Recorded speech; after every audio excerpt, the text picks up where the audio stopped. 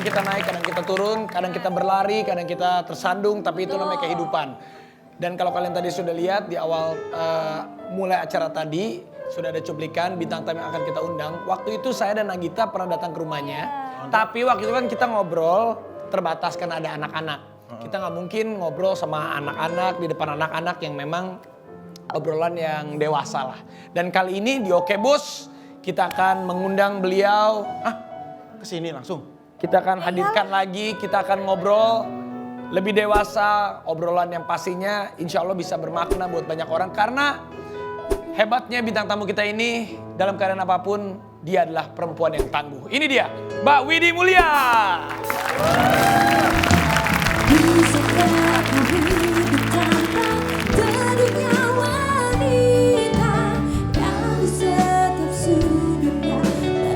Apa kabar?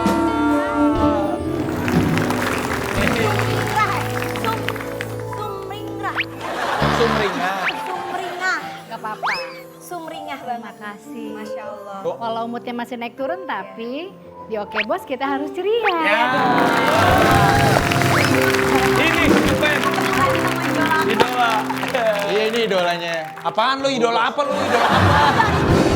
Lu tahu nggak lagunya Mbak Widi? Tahu kan pernah itu juga bisa scream juga. Yang mana? Trio apa? Scream tuh. Macan. Trio Macan. Masa dibilang Trio Macan? Tunggu. Coba deh, tanya deh, Mbak, masa scream gimana sih Mbak? Scream, apa scream? Bukan yang suka olah-olelang.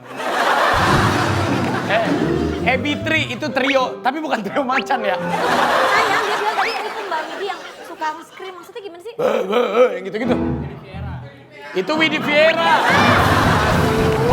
Aku tahu, Kak Widi ini kan juara yang mewakilkan Indonesia pada tingkat Asia. Asia bagus. Lu Asia nggak bagus. Ayo makan Mbak Widi. Aduh. Terima kasih ya. Tapi Oke Bos. kita dari Trans 7 Oke Bos sekeluarga besar kita di sini. Apapun kita turut prihatin tapi kita salut juga bahwa Mbak Widi ini adalah sosok wanita yang tangguh. Apa sih yang membuat Mbak Widi ini tetap tegar? Aduh, terima kasih banget. Tapi kayaknya setiap orang yang lagi down itu pasti udah nggak punya pilihan selain memang bertahan satu gitu ya. Dan aku pada saat terjadi itu udah langsung punya support system yang kuat. Jadi sistem pertahanan atau yang ngedukung aku tuh dari keluarga kuat sekali.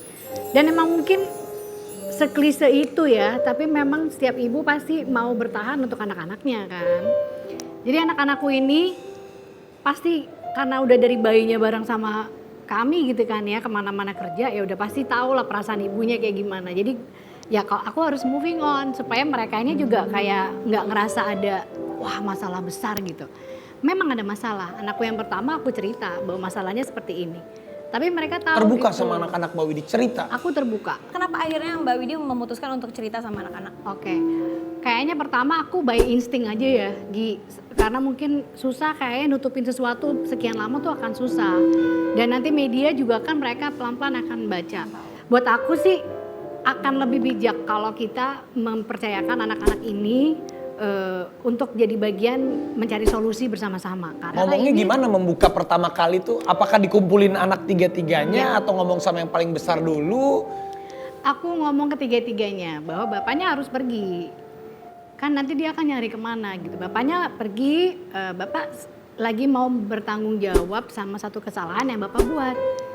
Tapi bapak ini enggak orang jahat gitu. Bapak di mana sekarang? Ya bapak sama teman-teman polisi yang mereka itu baik mau menjaga supaya bapak jadi lebih baik lagi.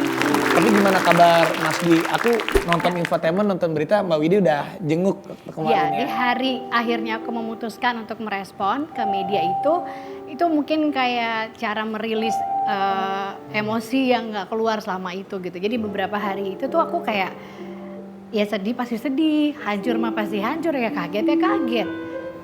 Orang kita baik-baik aja gitu ya gitu. Tapi apa nih mesti ngapain gitu. Ada yang menyarankan diem aja dulu Mbak, tenangin dulu, betul. Tapi aku tuh merasa sama media itu gimana ya. Mereka tuh ada terus loh buat kami sekeluarga. Wah, memberitakan yang baik-baik, mensupport gitu kan. Aku kok kayak ngerasa ada tanggung jawab itu gitu. Ya. Di saat yang seperti ini kayaknya aku juga butuh deh dukungan dari mereka. Gimana kalau aku nggak komunikasi sama sekali gitu. Hari itu aku membuka diri untuk merespon. Sejam kemudian aku siap untuk menjenguk Mas Dwi. Gitu. Keadaannya alhamdulillah Bawain makanan gitu. sehat gitu ya, bawa makanan gitu. Dan canggung lah pastinya. Kata apa yang keluar dari mulut Mas Dwi saat pertama kali kalian ketemu lagi? Dia cuman kikuk, terus dia cuman bilang maaf ya, maaf bolak-balik maaf sama terus gila aku kangen banget sama kalian anak-anak, dia bilang gitu. Kangen, iya udah pastilah aku bilang gitu, mereka sehat baik-baik aja. Terus sisanya gue marah-marah. Kan aku tahu bahwa ketemunya pasti kan tidak private ya, pasti akan ada yang jaga apa segala macam. Jadi aku sempat gini, kayaknya takutnya ngomongnya nggak blong nih. Dalam tanda kutip, marah-marahnya nggak blong. Jadi aku sempat tulis aja gitu. Ada hal-hal yang aku nggak bisa tulis. Ini mau baca atau mau aku ngomong gitu. Tuh, karena kan ada hal-hal yang kayaknya nggak mungkin nggak enak diomongin. Dari dulu loh, sebenarnya dari zaman SMA. Karena pacarnya lama dari SMA. Aku tuh SMA tuh, dia kan bolos mulu tuh. Jadi kalau nggak ketemu ya aku titip surat. Dari SMA setia banget, Fik. Jadi Mbak Widi, tanya dong. Kalau di rumah tuh perbedaannya apa sih yang paling signifikan di saat kemarin Ada Mas Dwi, terus sekarang lagi nggak ada dulu gitu. Ya nggak usah ada kasus ini sih. Semenjak kita semua di rumah aja kan kita jadi kayak pasti kamu juga pindah-pindah deh. Ntar kita ada yang bikin tenda di ruang tamunya. Ya, biar ada bikin tenda. Ya, biar refreshing gitu. Nah, apa yang berubah banget gitu ya? Mas Dwi itu kan anaknya main banget sama anak-anak. Pokoknya memang banyak hal yang dia kadang-kadang tuh mengesalkan gitu ya. Kayak sebagai suami tuh aku masih aku sering kok di interview ngomong gitu. Apa sih yang bikin kesel gitu? Kayak tugas-tugas anak-anak kadang-kadang dia udah nyerah duluan gitu. Nah, tapi soal main, soal apa ya istilahnya role playingnya dia di rumah sebagai teman-teman anak-anak itu yang aku nggak bisa ganti sih. Jadi itu yang sekarang tuh kayaknya Kerasa. kayak hilang gitu, kayak nggak ada yang bercanda-bercanda. Apalagi kan kemarin kan baru ada yang ulang tahun lagi kan. Iya. Kan kemarin Drew, sekarang Widuri ulang tahun. Salam ya Mbak buat Widuri. Waalaikumsalam. selamat ulang Aku tahun. sampein. Sip. Happy birthday. Widuri gimana nih? Ulang tahun kemarin ada yang berbeda gitu? Widuri. Jadi pada saat aku nganterin ke RSKO, aku ingetin tuh Bapak 14 Juni berarti Widuri ulang tahun gitu. Terus dia cuman bilang ya aduh pokoknya dia kalau udah bahas Widuri. Nih ya Mas Dwi itu nggak pernah nangis pada saat aku lahiran anak. Tapi sama Widuri nggak tahu itu anak perempuan atau gimana dia nangis tuh.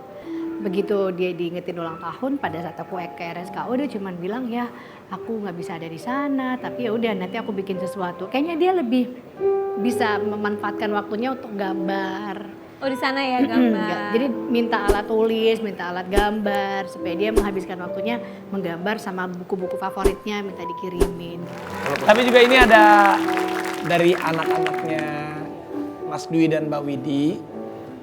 Dari Widuri, Drew dan juga Den Bagus ada pesan nih buat bapaknya nih. Tapi sebelumnya ini pasti menggetarkan hati kita semua. Setelah yang satu ini tetap di Oke Bos. Siap, Bos.